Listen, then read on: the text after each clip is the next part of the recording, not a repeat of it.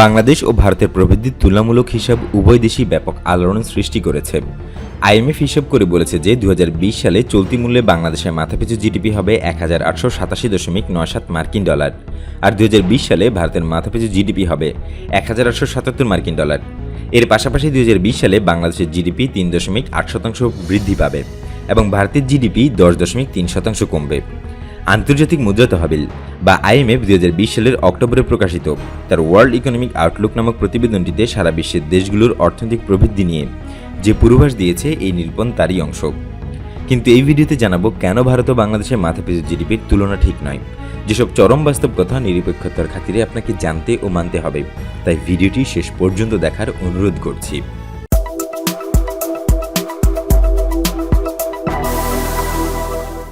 সামনের বছরগুলোয় বাংলাদেশ ভারতের অর্থনীতির পরিবর্তন একই তালে চলবে না। আইএমএফের আউটলুক থেকে দেখা যাচ্ছে 2021 সালে ভারতের মাথাপিছু জিডিপি বৃদ্ধি পাবে 8.8%, আর বাংলাদেশের মাথাপিছু জিডিপি বৃদ্ধি পাবে 4.4%। ফলে 2021 সালে ভারতের মাথাপিছু জিডিপি হবে 2030 মার্কিন ডলার এবং বাংলাদেশের হবে 1990 মার্কিন ডলার।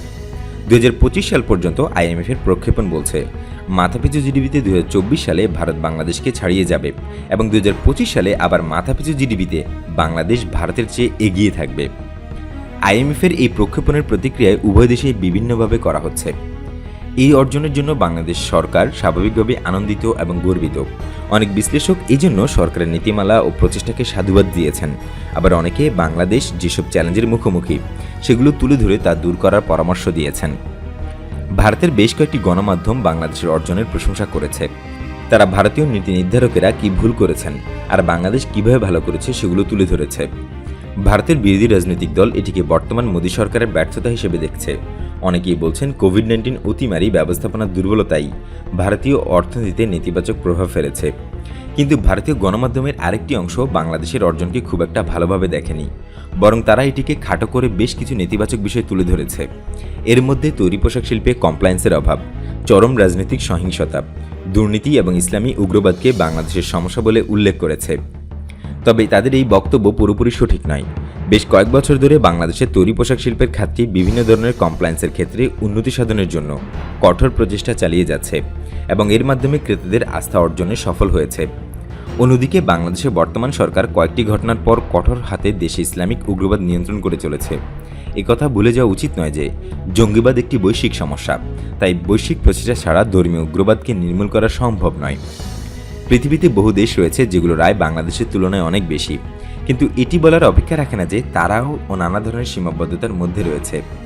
রাজনৈতিক সহিংসতা এবং দুর্নীতি দক্ষিণ এশিয়ার দেশগুলো সহ সব স্বল্পোন্নত ও উন্নয়নশীল দেশে অতি পরিচিত সমস্যা।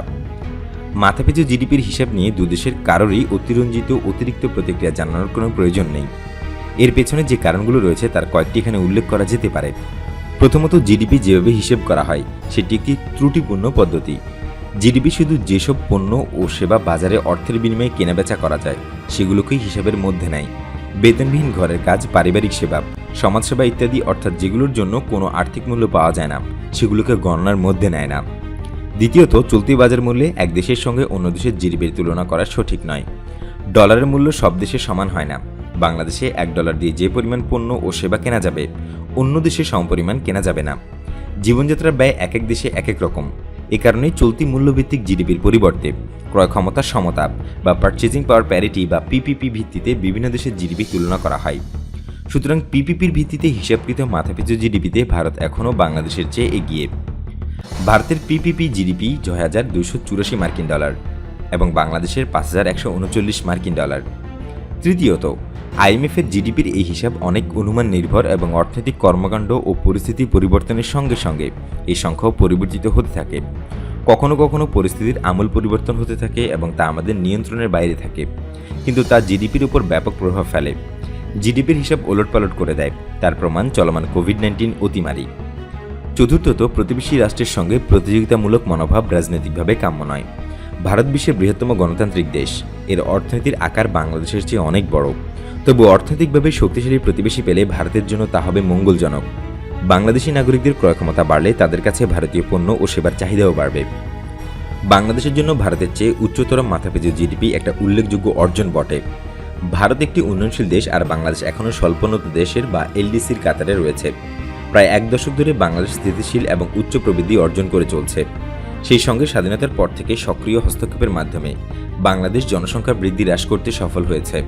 এর ফলে বাংলাদেশের মাথাপিছু আয় বেড়েছে, এর সঙ্গে নীতিগত পদক্ষেপ তো রয়েছেই। তবে মাথাপিছু জিডিপির প্রক্ষেপণ নিয়ে বাংলাদেশের আত্মতুষ্টিতে ভোগা ঠিক হবে না, কেননা উচ্চ প্রবৃদ্ধি থাকা সত্ত্বেও অর্থনীতিতে বিভিন্ন ধরনের দুর্বলতা স্পষ্ট। স্বল্প রাজস্ব আয় এবং বিনিয়োগ এখন বড় চ্যালেঞ্জ। সুতরাং বাংলাদেশের জন্য পরবর্তী পদক্ষেপ হলো একদিকে প্রবৃদ্ধির গতি বজায় রাখতে দুর্বল জায়গাগুলোকে শক্তিশালী করা, আর অন্যদিকে প্রবৃদ্ধিকে অন্তর্ভুক্তিমূলক ও টেকসই করার জন্য সক্রিয় পদক্ষেপ নেওয়া।